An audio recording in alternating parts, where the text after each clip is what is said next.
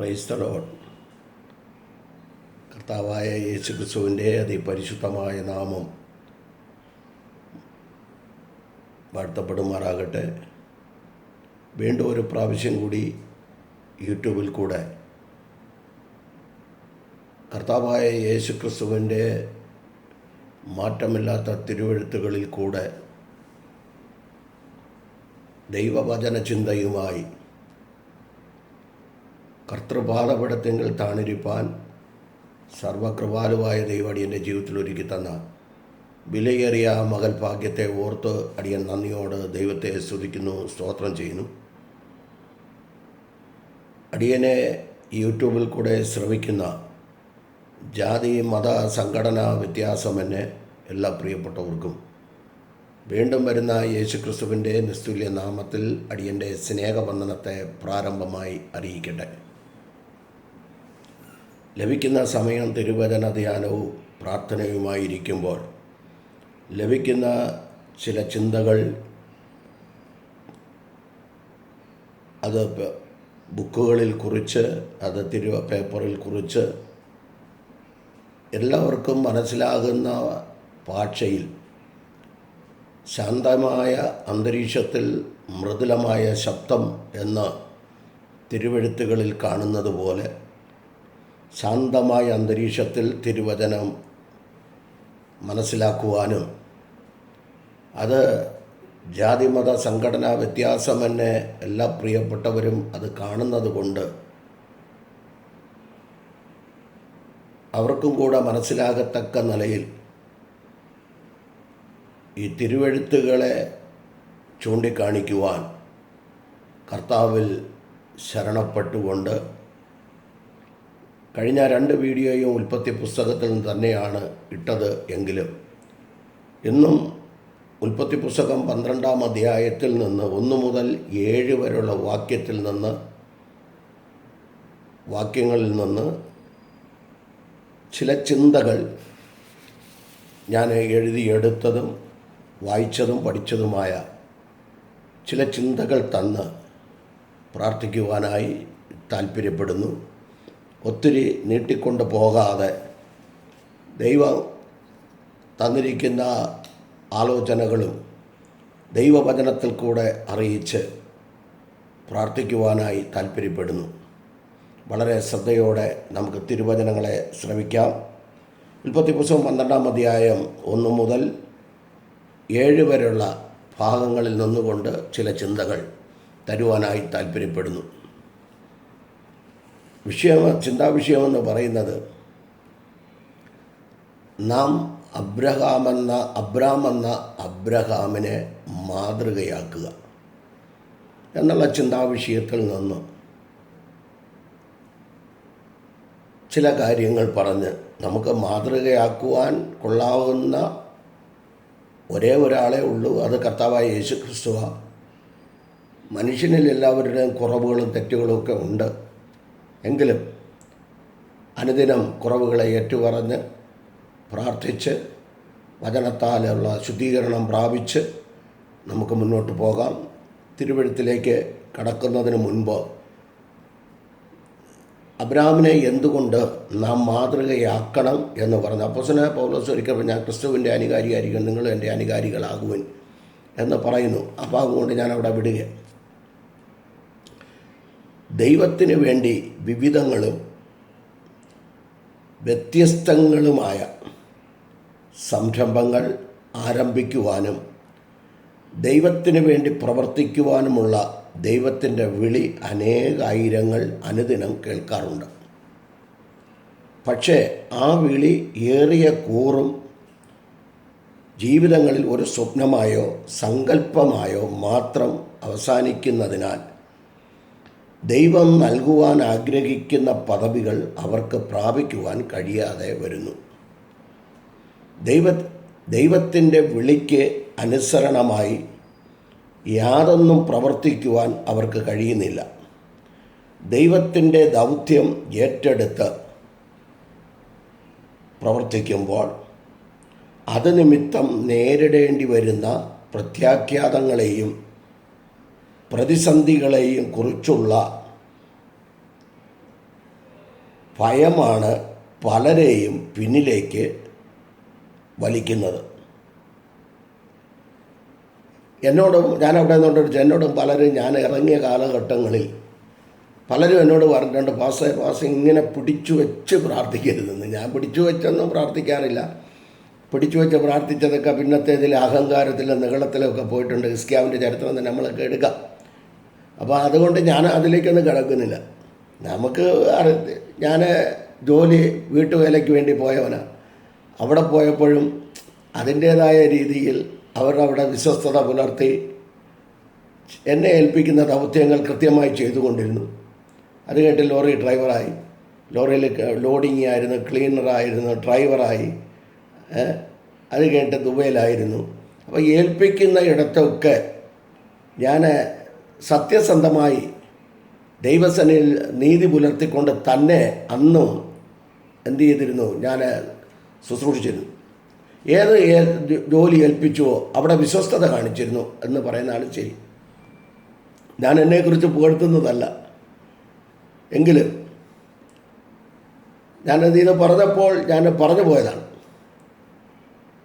എന്നോട് പലരും പറഞ്ഞിട്ടുണ്ട്, പാസ് ഇങ്ങനെ പിടിച്ചു വെച്ച് പ്രാർത്ഥിക്കരുത്, പ്രാർത്ഥിച്ചു കഴിഞ്ഞാൽ പാസ്റ്റർക്ക് തിരിച്ചടി കിട്ടും, തിരിച്ചടിക്കും എന്നൊക്കെ പറഞ്ഞ് കേട്ടിട്ടുണ്ട്. പറഞ്ഞ പല ആൾക്കാരെ എനിക്കറിയാം. അവരൊക്കെ ഇന്നും ജീവിച്ചിരിപ്പുണ്ട്. പാസ്റ്റർ ഭൂതത്തെ ഓടിക്കുമ്പോൾ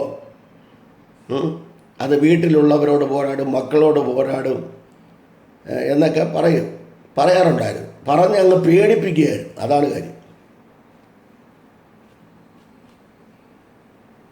എൻ്റെ ജീവിതത്തിൽ ഇറങ്ങിയ സമയം മുതൽ ഇന്ന് വരെയും ഒരു പിശാചും എന്നെ അടിച്ചിട്ടില്ല. ഒരു പിശാചും എൻ്റെ മക്കളെയോ എൻ്റെ ഭാര്യയെയോ ആരെയും അടിച്ചിട്ടില്ല. ഒരു മനുഷ്യനെ ആരെയും അടിച്ചിട്ടില്ല. ലൂക്കോസ് 10:19, 20 വാക്യങ്ങൾ, 21 വാക്യങ്ങളിലൊക്കെ വായിക്കുമ്പോൾ അവിടെ കാണുന്നുണ്ട്, യാതൊരു ദോഷവും നിങ്ങൾക്ക് ചെയ്യില്ലെന്ന് കർത്താവായ യേശുക്രിസ്തുവാണ് പറഞ്ഞത്. പാമ്പുകളെയും തേളുകളെയും ശത്രുവിൻ്റെ സകല ബലത്തെയും ചവിട്ടുവാൻ അധികാരം തരുന്നു കർത്താവ്.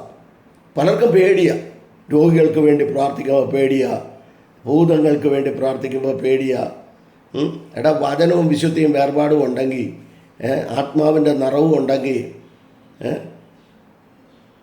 ഭൂതത്തിന്മേലുള്ള അധികാരം ഉണ്ടെങ്കിൽ, ലൂക്കോസ് 9:1, ലൂക്കോസ് 10:1-2 വാക്യങ്ങളൊക്കെ വായിക്കുമ്പോൾ ദൈവം തന്ന അധികാരമുണ്ടെങ്കിൽ ഒരു പിശാചും ആരെയും തൊടത്തുമില്ല, ആരെയും അടിക്കത്തുമില്ല. പലരും പറയാറുണ്ട്, എന്നെ അടിച്ചെങ്കിൽ അതിനുള്ള ഗുണവും അതിനുള്ള കുറവും അദ്ദേഹത്തിന് അതിനുള്ള കുറവും അവരുടെ ജീവിതത്തിൽ കാണും എന്ന് ഞാൻ വിശ്വസിക്കുക. അല്ലാതെ എന്നെ ആരും അടിച്ചിട്ടില്ല. പലരും പറഞ്ഞ് എന്നെ ഒത്തിരി കാര്യങ്ങളൊക്കെ ഉണ്ട്, ഞാൻ അതിലേക്ക് കടക്കുന്നില്ല. ഇപ്പം ഞാനത് പറയാനുള്ള കാരണം ഇത്രയും പറഞ്ഞത് കൊണ്ടാണ് ഞാൻ ആ ഭാഗം പറഞ്ഞത്. ഈ പലരെയും ശുശ്രൂഷ ചെയ്യുന്ന പിന്നിലേക്ക് വലിക്കുന്ന ഭയമാണ്. ഒരു മന്ത്രവാദവും ഒരു ആഭിചാരവും എപ്പോഴും എടുത്ത് പറയുന്ന ഒരു കാര്യം, ആരെയും തൊടത്തില്ല. സംഖ്യ 23 കാരണം കൂടാനുള്ള ശാപം വലിക്കത്തില്ല. സരസ്വൊക്കെ 26:2 ഒക്കെ എടുത്ത് വെച്ച് വായിച്ചു നോക്കണം. മനുഷ്യനെ പേടിപ്പിക്കുക. എന്നാൽ ഇവിടെ വായിച്ച തിരുവഴുത്തിലേക്ക് വരുമ്പോൾ ലൂക്കോസ് 10:18-20 ഭാഗങ്ങൾ വായിച്ച മറ്റു ചിലർക്ക് ദൗത്യം ആരംഭിക്കുവാൻ ആഗ്രഹിക്കുന്നു എങ്കിലും അവ നീട്ടിവെച്ചും മാറ്റിവെച്ചും ജീവിതയാത്രയിൽ ഒരിക്കലും ആരംഭിക്കുവാൻ കഴിയുന്നില്ല. ഇവിടെ വിശ്വാസികളുടെ പിതാവായി തീർന്ന അബ്രാമിനെ നാം മാതൃകയാക്കണം. യേശുക്രിസ്തുവാണ് നമുക്ക് മാതൃകയെങ്കിലും ഇവിടെ മാതൃകയാക്കണം. കാരണം അബ്രാമിൻ്റെ 75-ാമത്തെ വയസ്സിൽ ദൈവം അവനെ ദൈവത്തിൻ്റെ ദൗത്യത്തിനായി വിളിക്കുമ്പോൾ അവൻ്റെ പേര് അബ്രാം എന്ന് മാത്രമായിരുന്നു. തൻ്റെ വിളിയെ അനുസരിച്ചാൽ പ്രതിഫലമായി ദൈവം അവന് വലിയ വാഗ്ദത്തങ്ങൾ നൽകി. വലിയ വാഗ്ദത്തങ്ങളാണ് നൽകിയത്. മക്കളില്ലാത്ത അബ്രാമിനെ ഒരു വലിയ ജനതയാക്കുമെന്നും ഒന്നാമത്തെ വലിയ 12:1 മുതൽ 7 വരെ നിങ്ങൾ വായിച്ചോണ്ട് ഞാൻ 3 പോയിന്റ് അതിനകത്തൊന്ന് എടുക്കുന്നുണ്ട്. മക്കളില്ലാതിരുന്ന അബ്രാമിനെ ഒരു വലിയ ജനതയാക്കുമെന്നും അബ്രാമിനെ അനുഗ്രഹിച്ച് അവൻ്റെ പേര് ശ്രേഷ്ഠമാക്കുമെന്നും 3 അബ്രാം നിമിത്തം ഭൂമിയിലെ സകല വംശങ്ങളും അനുഗ്രഹിക്കുമെന്നും ദൈവം വാഗ്ദത്തം കൊടുത്തു.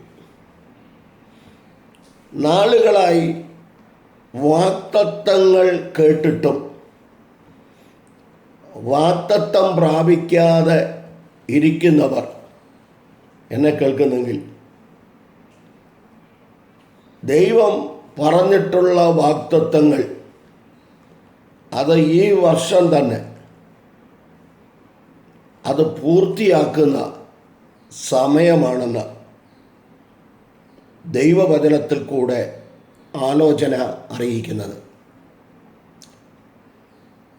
അപ്പോൾ ചോദിക്കുക, എന്തുകൊണ്ടാണ് താമസിക്കുന്നതെന്ന് ചോദ്യങ്ങളൊക്കെ പലരും ചോദിച്ചിട്ടുണ്ട്. എന്തുകൊണ്ടാണ് ഈ വാഗ്ദത്തങ്ങൾ താമസിക്കുന്നത്, എന്തുകൊണ്ടാണ് വാഗ്ദത്തങ്ങൾ നടക്കാത്തതെന്നൊക്കെ ചോദിക്കുന്ന ഒത്തിരി പേരുണ്ട്. അവിടെ 1-2 കാര്യങ്ങൾ എബ്രായർ 4:2 വാക്യം വായിക്കുമ്പോൾ അവിടെ പറയുന്നു ഒരു കാര്യമാണ്, നാമും അവരെപ്പോലെ ഒരു സദ്വർത്തമാനം കേട്ടവർ ആകുന്നു എങ്കിലും കേട്ട വചനം അവരുടെ ഉള്ളിൽ വിശ്വാസമായി പരിണമിക്കായിക കൊണ്ട് കേട്ട വചനം അവർക്ക് ഉപകാരമായി വന്നില്ല. എബ്രായർ 11:6 പറയുന്നു, ദൈവത്തിൻ്റെ അടുക്കൽ വരുന്നവൻ ദൈവമുണ്ട് എന്നും തന്നെ അന്വേഷിക്കുന്നവർക്ക് പ്രതിഫലം കൊടുക്കുന്നു എന്നും വിശ്വസിക്കേണ്ടതല്ലയോ. കൊരിന്ത്യർക്കെഴുതിയ 2 ലേഖനം 1:17, 18, 19, 20 വാക്യങ്ങൾ നിങ്ങൾ വായിക്കുമ്പോൾ 20-ാം വാക്യം പറയുന്നു, ദൈവത്തിൻ്റെ വാഗ്ദത്തങ്ങൾ എത്രയുണ്ടെങ്കിലും അവനിൽ ഉവ്വ് എന്നത്രേ, ഞങ്ങളാൽ ദൈവത്തിന് മഹത്വം വരുമാറ് ആമേൻ എന്നും തന്നെ. ദൈവം ഒരു വാക്ക് പറഞ്ഞിട്ട് ദൈവം മാറിപ്പോകത്തില്ല. 37-ാം സങ്കീർത്തനം 7-ാം വാക്യത്തിൽ പറയുന്നു, അവൻ്റെ മുൻപാകെ മിണ്ടാതെ ഇരുന്ന് അവനായി പ്രത്യാശിക്കുക. ദൈവം തന്നിരിക്കുന്ന വാഗ്ദത്തങ്ങളെ അത് മുറുകെ പിടിച്ച് അത് പ്രാർത്ഥിക്കുക. ദൈവം പറയുന്നതനുസരിക്കുക. ദൈവം പറയുന്നതനുസരിച്ച് മുന്നോട്ട് പോവുക. ദൈവം പറയുന്നതൊന്ന്, ദൈവാലോചന കേട്ടാൽ അവിടെ മാനുഷ്യ ആലോചന കൂടെ അതിൻ്റെ കൂടെ കൂട്ടിച്ചേർക്കാതെ ദൈവാലോചനയ്ക്ക് തന്നെ കാത്തിരിക്കുക. ദൈവാലോചനയ്ക്ക് തന്നെ കാത്തിരിക്കുക.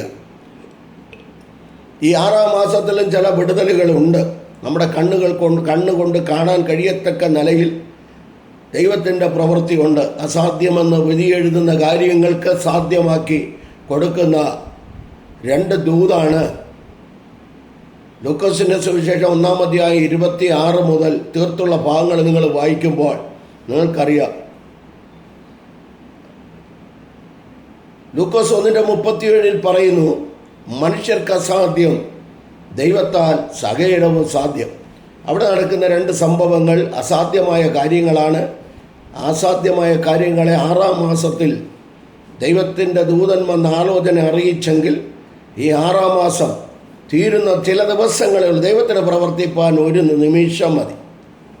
നാളുകളായി തന്നിരിക്കുന്ന വാഗ്ദത്തങ്ങൾ വേഗത്തിൽ പ്രതിക്രിയ നടത്തി രക്ഷിക്കാനും ക്ഷണത്തിൽ നിവർന്നു നിൽക്കാനും പെട്ടെന്നൊരു വിടുതൽ നടക്കാനും പെട്ടെന്ന് അടയ്ക്കപ്പെട്ട കാരാഗ്രഹത്തിൻ്റെ വാതിലുകൾ തുറക്കാനും ദൈവത്തിന് 1 നിമിഷം മതി. നമ്മളുമായിട്ടുള്ള ബന്ധമാണ്. എൻ്റെ 1 വാഗ്ദത്തങ്ങൾ. 2 തലമുറകളില്ലാതെ വർഷങ്ങളായി ഭാരപ്പെടുന്നവരുണ്ട്. നിന്ദകൾ സഹിച്ച് പരിഹാസങ്ങൾ സഹിച്ച് മുന്നോട്ട് പോകുന്ന, വിവാഹം കഴിഞ്ഞിട്ടും വർഷങ്ങളായി തലമുറകളെ ലഭിക്കാതെ ഭാരപ്പെട്ടിരിക്കുന്ന വ്യക്തി ജീവിതങ്ങൾക്ക് കൂടെ ഒരു ആലോചന തന്ന് മുൻപോട്ട് പോകാൻ താല്പര്യപ്പെടുകയാണ്. ദൈവം തലമുറകളെ തരത്തില്ലെന്നൊന്നും പറഞ്ഞിട്ടില്ല. ഉൽപ്പത്തി പുസ്തകം 1-ന്റെ 26, 27, 28 വാക്യങ്ങൾ വായിക്കുമ്പോൾ നിങ്ങൾ പെറ്റുപെരുകി സന്താനപുഷ്ടിയുള്ളവരായി തീരണമെന്നുള്ള ആ ദൈവിക വാഗ്ദത്തവും ഉൽപ്പത്തി പുസ്തകം 9-ാം അധ്യായത്തിലേക്ക് വരുമ്പോൾ നോഹയും കുടുംബവും അരാരത്ത് പർവ്വതത്തിൽ ഉറച്ചതിനനന്തരം അവർ ഭൂമിയിലിറങ്ങി നോഹ അവർ തോട്ടങ്ങളെ നട്ടുണ്ടാക്കി കൃഷി ചെയ്ത് ഫലമനുഭവിച്ച് തുടങ്ങിയപ്പോൾ ദൈവം വാഗ്ദത്തം വീണ്ടും പുതുക്കി കൊടുക്കുകയാണ്. 9-ാം അധ്യായത്തിൽ ഉൽപ്പത്തി പുസ്തകം 9-ാം അധ്യായം വായിക്കുക. വാഗ്ദത്തങ്ങളെ പുതുക്കി കൊടുക്കുന്നു. നിങ്ങൾ പെറ്റുപെരുകി, 8 പേരടങ്ങുന്ന സംഘത്തോട് പറയുന്നു, നിങ്ങൾ പെറ്റുപെരുകി ഭൂമിയിലൊക്കെയും നിറയണമെന്ന് വീണ്ടും വാഗ്ദത്തങ്ങൾ പുതുക്കി കൊടുക്കുന്നു. അങ്ങനെയാണെങ്കിൽ വാക്ക് പറഞ്ഞ ദൈവം വാക്ക് മാറിയിട്ടില്ല. ക്ഷീണിച്ചും ഇതിൻ്റെ പേരിൽ തലമുറകളുടെ മേൽ ക്ഷീണിച്ചും തളർന്നും ഭാരപ്പെട്ടും ഇരിക്കുന്ന ദൈവജനത്തോട് ഈ വചനപ്രകാരം ദൈവമാണ് വാഗ്ദത്തം തന്നതെങ്കിൽ എത്ര വർഷം പഴകിയാലും ആ വാഗ്ദത്തങ്ങളെ ഈ ആണ്ട് തീരുന്നതിന് മുൻപ് ഹബക്കൂക്ക് പ്രവാചകനോട് 3-ാം അധ്യായത്തിൽ ചേർന്ന് നിങ്ങൾ വായിച്ചു കൊള്ളണം. അവൻ തീർത്ത് പറയത്തക്ക നിലയിൽ, യഹോവേ നിന്റെ കേൾവി കേട്ട് ഞാൻ ഭയപ്പെട്ടു പോയി. ആണ്ടുകൾ കഴിയുന്നതിന് മുൻപ് നിന്റെ പ്രവൃത്തിയെ ജീവിപ്പിക്കണമേ. ആണ്ടുകൾ കഴിയുന്നതിന് മുൻപ് നിന്റെ പ്രവൃത്തിയെ വെളിപ്പെടുത്തണമേ എന്നുള്ള വചനപ്രകാരം ഈ വാഗ്ദത്തങ്ങൾ നിറവേറട്ടെ. ഒരിക്കലും നിരാശപ്പെട്ടു പോകേണ്ട കാര്യമില്ല. ഇതിനെക്കുറിച്ച് എല്ലാവർക്കും അറിയാം. ഞാൻ പറയാം, ഈ താമസിച്ച് കിട്ടിയതൊക്കെ വാഗ്ദത്ത സന്തതികളാണ്. ഒരു ദൂത് പറഞ്ഞ ഭാഗനോടനെ പെനിന്നയ്ക്ക് ശമൂവേൽ എഴുതിയ 1-ാം പുസ്തകം 1-ാം അധ്യായം നമ്മൾ പുള്ളു പഠിക്കുമ്പോൾ പെനിന്നയ്ക്ക് 10 മക്കളുണ്ടായപ്പോൾ ഹന്നയ്ക്ക് ഒരു കുഞ്ഞുപോലും ലഭിച്ചില്ല. എന്നാൽ ആ 10 പേരോ അഡ്രസ്സോ ഇല്ല. എന്നാൽ താമസിച്ച് കിട്ടിയ ശമൂവേലിൻ്റെ പേര് അന്നും ഇന്നും നമ്മൾ എടുത്ത് പ്രസംഗിക്കാറുണ്ട്. അന്നും ശ്രേഷ്ഠനായിരുന്നു, ഇന്നും നാം ശമൂവേലിനെ കുറിച്ച് പ്രസംഗിക്കാറുണ്ട്. ഇസഹാക്കിൻ്റെ ചരിത്രം പഠിക്കുമ്പോൾ അബ്രാഹാമിന് താമസിച്ചതുപോലെ തന്നെ ഇസഹാക്കിൻ്റെ 40-ാമത്തെ വയസ്സിൽ വിവാഹമാണെങ്കിൽ 60-ാമത്തെ വയസ്സിലാണ് ഇരട്ടക്കുഞ്ഞുങ്ങളെ ലഭിക്കുന്നത്. ഉൽപ്പത്തി പുസ്തകം 25-ാം അധ്യായം വായിച്ചാൽ മതി. വാഗ്ദത്തങ്ങളെ കൊടുത്ത് ദൈവം അവിടെയും വാക്ക് മാറിയില്ല. 60-ാമത്തെ വയസ്സിൽ തലമുറകളെ കൊടുക്കുന്നു. 2 വംശങ്ങളെ ദൈവം കൊടുക്കുകയാണ്. ഏശാവും യാക്കോബും. ഞാൻ ആ ഭാഗം അവിടെ വിടുക. മനോഹ ദമ്പതികളെ നോക്കിക്കോ. ന്യായാധിപന്മാരുടെ പുസ്തകം 13-ാം അധ്യായം നിങ്ങൾ പഠിച്ചു നോക്കിക്കേ. ചിലർ പറയും ബന്ധനമാണെന്നൊക്കെ പറയും. പക്ഷെ ഇവിടെ ഉൽപ്പത്തി 25-ാം അധ്യായം പഠിക്കുമ്പോൾ ഒരു 18 മുതലുള്ള ഭാഗങ്ങൾ താഴ്ത്ത് 20 മുതലുള്ള ഭാഗങ്ങൾ താഴ്ത്ത് വായിക്കുമ്പോൾ ഇസഹാക്ക് റിബേക്കയ്ക്ക് വേണ്ടി പ്രാർത്ഥിച്ചെന്ന്, തൻ്റെ ഭാര്യയ്ക്ക് വേണ്ടി പ്രാർത്ഥിച്ചെന്ന്. നിങ്ങൾ പ്രാർത്ഥിക്കുക, നിങ്ങളുടെ പ്രാർത്ഥന കേട്ട് ദൈവം മറുപടി തരട്ടെ. ഹന്നയുടെ പ്രാർത്ഥനയ്ക്ക് മറുപടിയായി ശമൂവേലിനെ കിട്ടിയതുപോലെ. എന്നാൽ മനോഹ ദമ്പതികൾക്ക് ന്യായാധിപന്മാർ 13-ാം അധ്യായത്തിൽ മനോഹ ദമ്പതികൾക്ക് മനോഹ വയലിലായിരിക്കുമ്പോൾ ദൂതൻ വന്ന് മനോഹയുടെ ഭാര്യയോട് ദൂതറിയിക്കുകയാണ്. അവൻ എങ്ങനെയായിരിക്കണം, എന്തായിരിക്കണമെന്ന് ദൂതറിയിക്കുകയാണ്. വ്യത്യസ്തമായ നിലവാരത്തിൽ ദൈവം ഇടപെട്ടു. ശ്രേഷ്ഠമായ അനുഗ്രഹിക്കപ്പെട്ട തലമുറകളെ താമസിച്ച് കിട്ടിയതൊക്കെ താമസിച്ച് കിട്ടുന്നതൊക്കെ ശ്രേഷ്ഠമായതാണ്. അവിടെ ഒരു ചിന്ത കൂടെ വേണമെങ്കിൽ തരാം. യോസഫ് കാരാഗ്രഹത്തിൽ കിടക്കുമ്പോൾ സ്വപ്ന വ്യാഖ്യാനവും പാനപാത്രവാഹകന്മാരുടെ പ്രമാണിക്കും അപ്പക്കാരുടെ പ്രമാണിമാർക്കും ദൂത് വിളിച്ച് പറഞ്ഞു കൊടുത്തിട്ട് ഇപ്പം കിട്ടുമെന്ന് വിചാരിച്ചിരുന്നു. 2 വർഷം കൂടെ കഴിഞ്ഞതിന് ശേഷമാണ് ഫറവോൻ ദർശനം കാണുന്നതും ഫറവോൻ സ്വപ്നം കാണുന്നതും പാനപാത്രവാഹകൻ ഓർക്കുന്നതും. 40 അധ്യായമൊക്കെ വായിച്ചാൽ മതി, 37-40 അധ്യായങ്ങൾ വായിച്ചാൽ മതി. അപ്പോൾ അവിടെ പറയുന്നത് പാനപാത്രവാഹകൻ അന്ന് ഓർത്തിരുന്നെങ്കിൽ ഈ പാനപാത്രവാഹകൻ്റെ അസിസ്റ്റൻ്റായിട്ടൊക്കെ ഇരിക്കുമായിരുന്നു. എന്നാൽ ദൈവം ദൈവത്തിൻ്റെ സമയമായപ്പോൾ ഫറവോനൊരു സ്വപ്നം കാണുകയും അതിനെ വ്യാഖ്യാനിക്കുവാൻ, അതിൻ്റെ പൊരുളുകൾ, അതിൻ്റെ അർത്ഥം പറഞ്ഞു കൊടുക്കുവാൻ ആ ദേശത്ത് ആളുകളുണ്ടെങ്കിലും പക്ഷെ ആർക്കും അതിന് കഴിഞ്ഞില്ല. അപ്പോൾ പാനപാത്രവാഹകൻ തനിക്ക് ദൂത് പറഞ്ഞവനെ ഓർക്കുകയും ഈ വിവരം അറിയിക്കുകയും ചെയ്തത് മുഖാന്തരം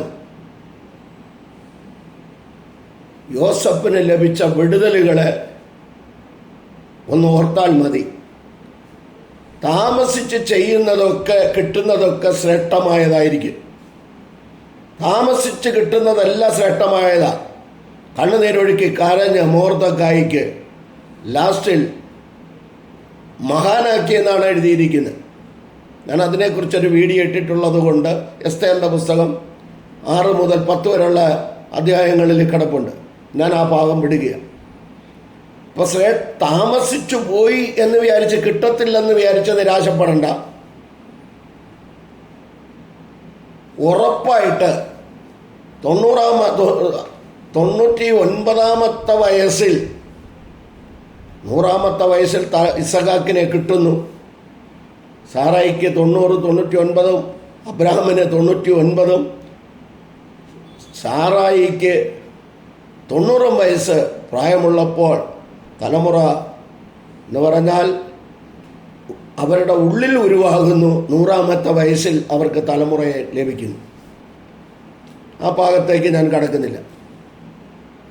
ഇനി ഒന്നുകൂടെ പറഞ്ഞാൽ ആ ഭാഗത്ത് നിന്ന് ഒത്തിരി കാര്യങ്ങൾ പറയേണ്ടി വരും. ഉൽപ്പത്തി 17:17 അബ്രാമിനോട് ദൂത് പറയുമ്പോൾ അബ്രാം കമിഴ്ന്നു വീണ് കിടന്ന് ചിരിക്കുന്നു. ഉൽപ്പത്തി 18:12 മുതൽ 14 വരെ വായിക്കുമ്പോൾ സാറ ഉള്ളുകൊണ്ട് ചിരിക്കുന്നു. അതുകൊണ്ട് ദൈവത്തിന് 18:14 ഉൽപ്പത്തി 18:14 പറയുന്നു, ദൈവത്തിന് ഒരു കാര്യവും അസാധ്യമല്ലല്ലോ. അങ്ങനെയാണെങ്കിൽ എനിക്കൊരു കാര്യം പറയാനുള്ളത്, ദൈവം ദൂത് പറയുമ്പോൾ, ദൈവാത്മാവ് ആലോചന അറിയിക്കുമ്പോൾ, അതേ കർത്താവേ, കർത്താവേ, അങ്ങൊരു വാക്ക് പറഞ്ഞാൽ അങ്ങനെ തന്നെയാ, അങ്ങ് വാക്ക് മാറാത്ത ഒരു ദൈവമുണ്ടെന്ന് മനസ്സിലാക്കി ഈ വർഷം നിങ്ങൾ പ്രാർത്ഥിക്ക്. ദൈവത്തിൻ്റെ പ്രവൃത്തി, അടയാളം നിങ്ങൾ കാണട്ടെ. തലമുറകളില്ലാതെ ഭാരപ്പെട്ടും വേദനിച്ചിരിക്കുന്നവർക്ക് ഒരു വിടുതലുണ്ടാകട്ടെ. അതിനുവേണ്ടി അത്രയും കാര്യം പറഞ്ഞ് മൂന്നാമതായിട്ട്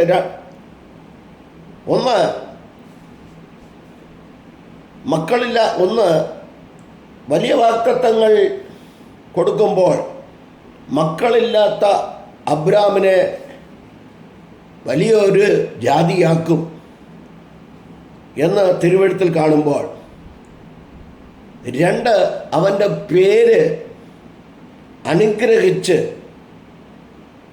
അവൻ്റെ നാമം ശ്രേഷ്ഠമാക്കുമെന്ന് ദൈവത്തിൻ്റെ അരുളപ്പാട്. 2-ാമത്തെ വാഗ്ദത്തം അബ്രാമിനെ അനുഗ്രഹിച്ച് അവൻ്റെ നാമം ശ്രേഷ്ഠമാക്കുന്നു.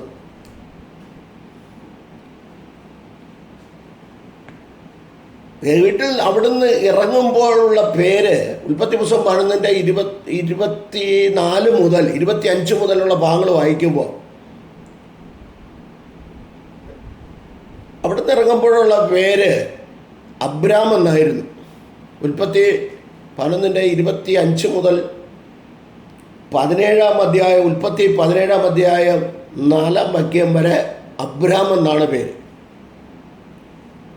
അഞ്ചാം വാക്യത്തിലേക്ക് വരുമ്പോൾ അവിടെയാണ് അബ്രഹാം എന്ന് പേര് ആകുന്നത്. ആ ഭാഗം ഞാൻ അവിടെ വിടുക.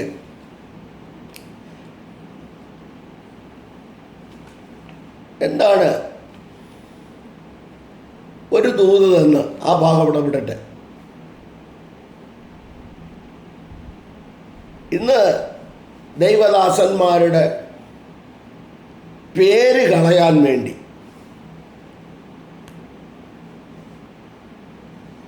പല വിധത്തിലാണ് പേര് കളയുക, പേരില്ലാതാക്കുക. അതിൻ്റെ കാരണം എന്താ? ചിലരുടെ ശുശ്രൂഷ കണ്ടിട്ട് ശുശ്രൂഷയിൽ ഉയർന്നു വരുമ്പോൾ അവരെ അടിച്ച് താഴ്ത്തി ആ ശുശ്രൂഷയെ എങ്ങനെ ഇല്ലാതാക്കണം, അവൻ്റെ പേരെങ്ങനെ ഇല്ലാതാക്കണം എന്ന് വിചാരിച്ച് ഇറങ്ങിത്തിരിക്കുന്ന ഒരു കൂട്ടരുണ്ട്. ഞാൻ എപ്പോഴും പറയാറുണ്ട്, തെറ്റ് ചെയ്യുന്നെങ്കിൽ ഒരാൾ തെറ്റ് ചെയ്താൽ അവനെ വ്യക്തിപരമായി വിളിച്ച് അവനെ ശാസിക്കുകയോ നിയമപ്രകാരമുള്ള ശിക്ഷ കൊടുക്കുകയോ ചെയ്യുക ആ വ്യക്തിയെ. അതിൻ്റെ പുറകിൽ ആരും തൂങ്ങാൻ പോകണ്ട. ധർമ്മരാജൻ തെറ്റ് ചെയ്ത് ധർമ്മരാജനെ വിളിക്കുക. നിയമപ്രകാരം ഈ ലോകത്തിൽ നിയമമുണ്ട്, നമ്മൾ നിയമത്തിന് കീഴ്പ്പെടണം. നിയമപ്രകാരമുള്ള ശിക്ഷ എനിക്ക് തരണം. അതിന് ഞാനൊരു പെന്തക്കോസുകാരനാണെന്ന് പറഞ്ഞ് ഈ എല്ലാ പെന്തക്കോസും ഒന്ന് അടങ്ക തെറ്റുകാരാണെന്ന് ആരും വിധി എഴുതരുത്. ഞാനിതിനു മുമ്പ് ഒരു വീഡിയോ ഇട്ടായിരുന്നു. മുസ്ലിം സഹോദരങ്ങൾ ആരെങ്കിലും ഒരു തെറ്റ് ചെയ്താൽ അവരെ വ്യക്തിപരമായി വിളിച്ച് അവനെ ശിക്ഷിക്കുക എന്ന് പറഞ്ഞുകൊണ്ട് മുസ്ലിങ്ങളെ സഹോദരങ്ങൾ എല്ലാവരും മോശക്കാരെന്നല്ല. ഹൈന്ദവ സഹോദരങ്ങൾ അവരിൽ ആരെങ്കിലും ഒരാൾ തെറ്റ് ചെയ്തു കഴിഞ്ഞാൽ അവനെ പിടിക്കുക, അവന് ശിക്ഷ കൊടുക്കുക, ലോകത്തിലെ നിയമപ്രകാരം ശിക്ഷ കൊടുക്കുക. അതെന്താണ് ഗവൺമെൻറ് വച്ചിരിക്കുന്ന നിയമം, അതനുസരിച്ചുള്ള ശിക്ഷ കൊടുക്കുക. അല്ലാതെ ഹിന്ദുക്കൾ മുഴുവനും മോശക്കാരാന്ന് പറയരുത്. ഒരിക്കലും അത് പറയാൻ പാടില്ല. എന്തെങ്കിലും നുണകൾ പറഞ്ഞ് പേര് കളയുക, പേരിനെ ഇല്ലാതാക്കുക. ദൈവം പറഞ്ഞു, ഞാൻ നിന്റെ പേര് ശ്രേഷ്ഠമാക്കും. നമ്മൾ വേറൊരു ട്രാൻസ്ലേഷനും പേര് വലുതാക്കുമെന്ന്. പേര് ശ്രേഷ്ഠമാക്കി തീർക്കും. മനുഷ്യർ പേര് കളയുവാൻ നോക്കുമ്പോൾ നമ്മുടെ പേരിനെ ശ്രേഷ്ഠമാക്കി മാറ്റുന്ന ഒരു ദൈവമുണ്ട്. മൂന്നാമതായിട്ട് ഇങ്ങനെ പറഞ്ഞു, ഒത്തിരി നീണ്ടു. മൂന്നാമതായിട്ട് നീ അബ്രാം, നീ നിമിത്തം ഭൂമിയിലെ സകല വംശങ്ങളും അനുഗ്രഹിക്കപ്പെടും. നീ നിമിത്തം ഭൂമിയിലെ സകല വംശങ്ങളും എന്നുള്ളിടത്ത് സകല വംശങ്ങളെയും അനുഗ്രഹിക്കും എന്ന് ഒരു വാഗ്ദത്തം. ഉൽപ്പത്തി 12:1 മുതൽ 7 വരെയുള്ള ജനസിസ് ചാപ്റ്റർ 12 വേഴ്സസ് 1 to 7.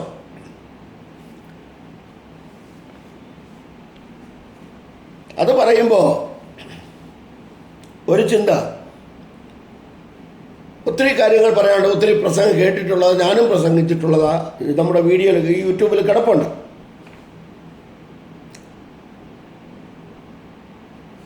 ഇവിടെ അതെങ്ങനെയാണ് നമുക്ക് മാന്യമായിട്ട് ചിന്തിക്കുമ്പോൾ സകല വംശങ്ങളും അനുഗ്രഹിക്കപ്പെടുന്നത്? ഇതൊരു വലിയൊരു ചിന്താവിഷയമായതുകൊണ്ട് ഞാൻ അതിലേക്ക് കടക്കാതെ ഈ അബ്രഹാമിനോട് ദൈവം ഈ അരുളപ്പാട് പറഞ്ഞ് 6 നൂറ്റാണ്ട് 600 വർഷമായപ്പോൾ രൂത്തിന്റെ പുസ്തകം 1-ാം അധ്യായം 2-ാം അധ്യായം 3-ാം അധ്യായം 4-ാം അധ്യായം പഠിക്കുമ്പോൾ മോവാബിയ സ്ത്രീയായ രൂത്ത് ദൈവസഭയിൽ വന്നു. ദൈവം ഒരു പ്രമാണം വച്ചിട്ടുണ്ട്. ആവർത്തനം 23:3 ഒരു മോവാബിയനോ ഷണ്ണലിംഗനോ അമോന്യനോ 10-ാം തലമുറ ദൈവസഭയിൽ പ്രവേശിക്കരുത്. പക്ഷേ അബ്രാമിനോട് ആലോചന പറഞ്ഞ് നിന്നിൽ സകല വംശങ്ങളെയും അനുഗ്രഹിക്കുമെന്ന് പറഞ്ഞ ദൈവം 10-ാം തലമുറ വരെ മോവാബിയനോ അമോന്യനോ ദൈവസഭയിൽ പ്രവേശിക്കരുതെന്ന് ദൈവം വചനത്തിൽ കൂടെ പറഞ്ഞു എങ്കിൽ ഈ 600 വർഷം 6 നൂറ്റാണ്ടായപ്പോൾ മോവാബിയ സ്ത്രീയായ രൂത്ത് ദൈവസഭയിൽ വന്നു. കാരണം രൂത്തിൻ്റെ പുസ്തകം 1-ാം അധ്യായം 12 മുതൽ 19 വരെ വായിക്കുമ്പോൾ നമുക്ക് മനസ്സിലാകും.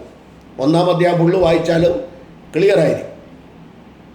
ഒരു തീരുമാനമെടുത്തു. മോവാബിയ സ്ത്രീയായ അന്യവിഗ്രഹത്തെ ആരാധിച്ചുകൊണ്ട് കെമോശ് എന്ന ദേവനെ ആരാധിച്ചു കൊണ്ടിരുന്ന, കെമോശ് എന്ന ദേവനെ അടിമ വച്ചിരുന്ന രൂത്ത് തീരുമാനമെടുത്തു. 3 പേരുടെയും, നവോമിയുടെയും ഓർപ്പയുടെയും രൂത്തിൻ്റെയും ഭർത്താക്കന്മാർ മരിച്ചു കഴിഞ്ഞപ്പോൾ നവോമി പറയുന്നു, നിങ്ങൾ പൊയ്ക്കൊള്ളുക എന്നുള്ള, നിങ്ങൾ തിരികെ പൊയ്ക്കൊള്ളുക എന്ന് പറഞ്ഞപ്പോൾ ഓർപ്പ കെട്ടിപ്പിടിച്ച് ചുംബനം കൊടുത്ത് അവൾ പഴയ സ്ഥലത്തേക്ക് പോകുകയും രൂത്ത് പറഞ്ഞു, നിന്നെ വിട്ടുപിരിയുവാൻ നീ എന്നോട് പറയരുതേ എന്ന് പറഞ്ഞുകൊണ്ട് ചുരുക്കി പറയുകയാണ്.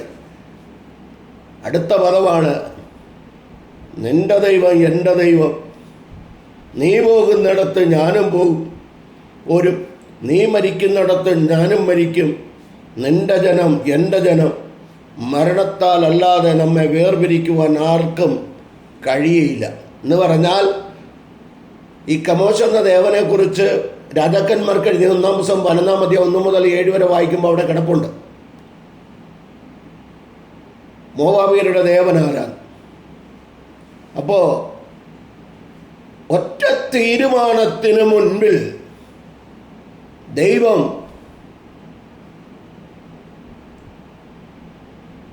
അവിടെ എഴുതിയ അപ്പോൾ ദൈവം വാക്ക് മാറിയോ എന്ന് ചോദിക്കുക. വാക്ക് മാറിയതല്ല. നാം പഴയതെല്ലാം വിട്ടെറിഞ്ഞിട്ട് ഊമവിഗ്രഹങ്ങളെ ആരാധിച്ചു കൊണ്ടിരുന്ന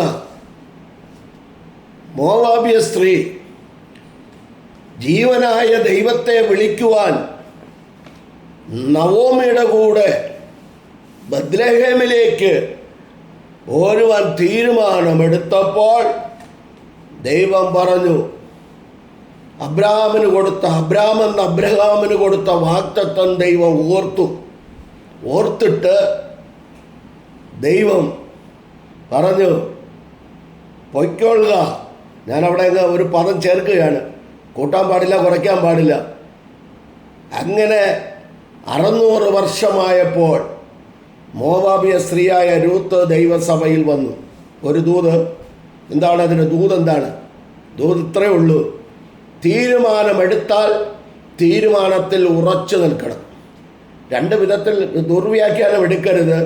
ന്യായമായ കാര്യങ്ങൾക്ക് തീരുമാനമെടുത്താൽ ആ തീരുമാനത്തിൽ ഉറച്ചു നിന്നതുകൊണ്ട് വിടുതൽ നേരത്തെ സംഭവിച്ചു. നമ്മൾ തീരുമാനമെടുക്കും മാറ്റും, ഒരു തീരുമാനത്തിൽ ഉറയ്ക്കത്തില്ല. അതാണ് വാഗ്ദത്തങ്ങൾ പെട്ടെന്ന് നടക്കാത്തത്. ആ ഭാഗത്തെ ഞാൻ വിട്ടിട്ട് അടുത്ത ചിന്തയിലേക്ക് വന്ന് പ്രാർത്ഥിക്കുവാനായി താല്പര്യപ്പെടുകയാണ്. അപ്പോൾ വളരെ ശ്രദ്ധിച്ചാൽ നിങ്ങൾക്ക് എല്ലാവർക്കും അറിയാം എന്താണ് അതിന് കാരണം. അബ്രഹാമിന് കൊടുത്ത വാഗ്ദത്തം ദൈവം നിറവേറ്റി. തീരുമാനമെടുത്തവൾക്ക് വേണ്ടി നേരത്തെ വിടുതൽ കൊടുത്തു. എങ്കിലും ഈ വാഗ്ദത്തങ്ങൾ അബ്രാഹ്മണനോട് ഉള്ള ദൂതിനോട് ചേർന്ന് വീണ്ടും വരാം. ദൂത്തിന് ചരിത്രം ഇടയ്ക്ക് കയറിയതാണ്. പക്ഷെ ഈ വാഗ്ദത്തങ്ങൾ പ്രാപിക്കണമെങ്കിൽ ദൈവത്തെ അനുസരിച്ച് തൻ്റെ യാത്രയ്ക്ക് ആരംഭം കുറിക്കണമായിരുന്നു. അബ്രാഹ്മണനോടുള്ള ബന്ധത്തിലാണ് പറയുന്നത്. ആരംഭം കുറിക്കണമായിരുന്നു. അതിനുവേണ്ടി അവൻ ജനിച്ചു വളർന്ന ദേശത്തോട് വിട പറയണം. ഒന്ന്, ബന്ധുമിത്രാദികൾ ചാർച്ചക്കാരെ എല്ലാം വിടണം. പിതൃഭവനത്തോട് യാത്ര പറയണം. ഇതിനെക്കുറിച്ച് ഉൽപ്പത്തി ദിവസം 11:25 മുതലുള്ള ഭാഗങ്ങൾ തീർത്ത് വായിച്ച് 12 കയറി വന്നാൽ മതി. അവിടെ കിടപ്പുണ്ട്. ഇത്രയും കാര്യങ്ങൾ ചെയ്യണം. ഞാനിന്ന് ഇതിനു മുമ്പ് പറഞ്ഞു, അബ്രാഹാമിൻ്റെ പിതാവിൻ്റെ പേരാണ് തേരഹ്. വിടേണ്ടത് പലതുമുണ്ട്. ഈ മർക്കോസ് 7:13 7-ാം അധ്യായം 13-14 വാക്യങ്ങളിലൊക്കെ മർക്കോസ് 7:21, 22, 23 കിടപ്പുണ്ട്. തേരഹ് 13, ഹിന്ദിയിലാണ് തേരഹ്. 1 2 3 4 5 6 7 8 9 10 11 12 13 ഇങ്ങനെ 13 കൂട്ടം കാര്യം വിടണം. എല്ലാം വിട്ട് ഈ 3 കൂട്ടം കാര്യമാണ് വിടേണ്ടത്. വളർന്ന ദേശത്തെ വിടണം, ബന്ധുമിത്രാദികൾ ചാർച്ചക്കാരെ വിടണം, പിതൃഭവനത്തോട് യാത്ര പറയണം. മാത്രമല്ല, ദൈവം ഒരു ദേശം കാണിച്ചു കൊടുക്കുമെന്നുള്ള വിശ്വാസത്തോടെ അവ്യക്തതയിലേക്കുള്ള യാത്ര അവൻ ആരംഭിക്കണമായിരുന്നു. ദൈവത്തിൽ സമ്പൂർണമായി വിശ്വാസം അർപ്പിച്ച് അബ്രാം സമയം മാറ്റിവെക്കാതെ നീട്ടിവെക്കാതെ ഭവിഷ്യത്തുകൾ ഓർത്ത് ഭയപ്പെടാതെ ദൗത്യം ഏറ്റെടുത്തു. ഞാൻ പെട്ടെന്ന് നിർത്തട്ടെ. ദൈവത്തെ അനുസരിച്ച് ഇറങ്ങിത്തിരിച്ച അബ്രാമിനെ ദൈവം അനേകം ജനതകൾക്ക് പിതാവാക്കി തീർക്കുമെന്നുള്ള വാഗ്ദത്തത്തോടുകൂടെ അബ്രഹാം എന്ന പുതിയ പേര് ദൈവം നൽകി. അബ്രഹാം എന്നുള്ള പുതിയ പേരും ദൈവം നൽകി. ദൈവത്തെ അനുസരിച്ച് ഇറങ്ങിത്തിരിച്ച അബ്രഹാമിനെ ദൈവം അനേക ജാതികൾക്ക് പിതാവാക്കി തീർക്കുമെന്നുള്ള വാഗ്ദത്തത്തോടെ അബ്രാം എന്ന പദത്തിൽ നിന്ന് അബ്രഹാം എന്നുള്ള പേര് നൽകി. ഉൽപ്പത്തി 17:5. ഒരുപാട് കാര്യങ്ങൾ പറയാനുണ്ട്, ഞാൻ അതിലേക്ക് കിടക്കുന്നത്. ദൈവത്തെ അനുസരിച്ച് സമ്പൂർണ്ണ വിശ്വാസത്തോടെ അബ്രാമിനെ പോലെ അവ്യക്തതയിൽ നാം പ്രവർത്തനം ആരംഭിക്കുമ്പോൾ യഹോവയാൽ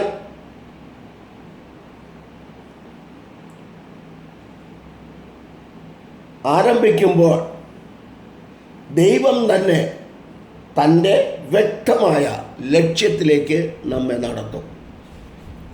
അതുകൊണ്ട് നോക്കുമ്പോൾ പവർഫുൾ വേശയൊന്നുമല്ല, ആർക്കും ഇഷ്ടപ്പെടണമെന്നുമില്ല.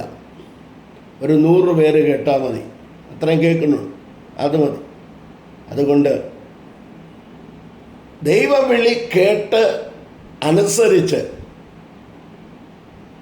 കാണിപ്പാനിരിക്കുന്ന ദേശമെന്ന് പറഞ്ഞപ്പോൾ തൻ്റെ ദേശം വിട്ടു, തൻ്റെ പിതൃഭവനം വിട്ട്, ചർച്ചക്കാരെ വിട്ട് ഇറങ്ങിത്തിരിച്ച അബ്രാമിനെ മാനിച്ച ദൈവം തലമുറയായി അബ്രാമിനെ, ഇസാക്കിനെ, യാക്കോബിനെ 12 ഗോത്രം തലമുറയായി മാനിച്ച ദൈവം നമ്മെയും നമ്മുടെ കുടുംബങ്ങളെയും കുഞ്ഞുങ്ങളെയും തലമുറയായി ദൈവം മാനിക്കട്ടെ, അനുഗ്രഹിക്കട്ടെ എന്ന പ്രാർത്ഥനയോടെ ഇവിടെ നിർത്തുന്നു. ഒരു നിമിഷം പ്രാർത്ഥിക്കാം. പരിശുദ്ധ പിതാവേ, ഈ വചനം കേട്ട എല്ലാവരുടെ മേലും കർത്താവെ പരിശുദ്ധാത്മാവ് വന്നു എന്ന് തിരുവെഴുത്തുകളിൽ കാണുന്നത് പോലെ ഈ വചനം കേൾക്കുന്ന എല്ലാവരുടെ മേലും രോഗസൗഖ്യം, വിടുതലുകൾ, വാഗ്ദത്തങ്ങൾ, ഈ നാളുകളിൽ നിവൃത്തിയാകാതെ കിടക്കുന്ന വാഗ്ദത്തങ്ങൾ നിവൃത്തിയാകുവാൻ ദൈവം ഇടയാക്കണമെന്ന് അടിയൻ പ്രാർത്ഥിക്കുന്നു.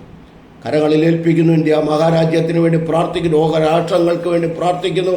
സുവിശേഷം പറയുന്ന ദൈവദാസന്മാർക്ക് വേണ്ടി, ലോകമെമ്പാട് സുവിശേഷിക്കുന്ന ദൈവദാസന്മാർ, കുടുംബങ്ങൾ, കുഞ്ഞുങ്ങൾ കുഞ്ഞുകുട്ടികൾ, അവരുടെ പഠനങ്ങൾ, ഭാവി എല്ലാം ദൈവകരങ്ങളിൽ ഏൽപ്പിക്കുന്നു. ജാതി മത സംഘടന വ്യത്യാസമെന്നെ എല്ലാ പ്രിയപ്പെട്ടവരെയും കുടുംബാംഗങ്ങളെയും കുഞ്ഞുകുട്ടികളെയും അവരുടെ പഠനത്തെ എല്ലാം ഓർത്ത് പ്രാർത്ഥിക്കുന്നു. ദൈവം ഓരോരുത്തരെയും അവിടെ നിന്ന് അനുഗ്രഹിക്കണം, മാനിക്കണമെന്ന് പ്രാർത്ഥിക്കുന്നു. ഇന്ത്യയിലുള്ള ഭരിക്കുന്ന പ്രധാനമന്ത്രിക്കായി, പ്രസിഡന്റിനായി, 29 സംസ്ഥാനം ഭരിക്കുന്ന മുഖ്യന്മാർക്കായി, ഭരണാധികാരികൾക്കായി പ്രാർത്ഥിക്കുന്നു. രോഗികളായി കിടക്കുന്നവർ, കടഭാരത്തിലായിരിക്കുന്നവർ, കർത്താവ് ജോലി മേഖലകളിൽ ജോലിയില്ലാതെ ഭാരപ്പെടുന്നവർ, ബുദ്ധിമുട്ടുകൾ അനുഭവിക്കുന്നവർ എല്ലാവരെയും ദൈവകരങ്ങളിൽ ഏൽപ്പിച്ച് അനുഗ്രഹിച്ച് പ്രാർത്ഥിക്കുന്നു. ആത്മീയമായി ഒരു ചുവടുകൂടെ വളരുവാൻ തക്കവണ്ണം എല്ലാവരെയും അവിടുന്ന് സഹായിക്കണം. മഹത്വമെല്ലാം എടുക്കണമേ. പ്രാർത്ഥന കേട്ടുള്ള നന്ദി. അടിയനെ കുടുംബമായി ദൈവകരങ്ങളിൽ ഏൽപ്പിച്ച് പ്രാർത്ഥിക്കുന്നു. എല്ലാവരെയും അനുഗ്രഹിച്ചാട്ട് ആവശ്യങ്ങളിൽ കൂടിയിരിക്കണം. തിരുനാമം മഹത്വം എടുക്കണം. പ്രാർത്ഥന കേട്ടുള്ള നന്ദി. യേശു ക്രിസ്തുവിൻ നാമത്തിൽ തന്നെ പിതാവേ, ആമേൻ, ആമേൻ, ആമേൻ. God bless you all abundantly. ദൈവം എല്ലാവരെയും അനുഗ്രഹിച്ച് കാക്കുമാറാകട്ടെ. ആമേൻ, ആമേൻ, ആമേൻ.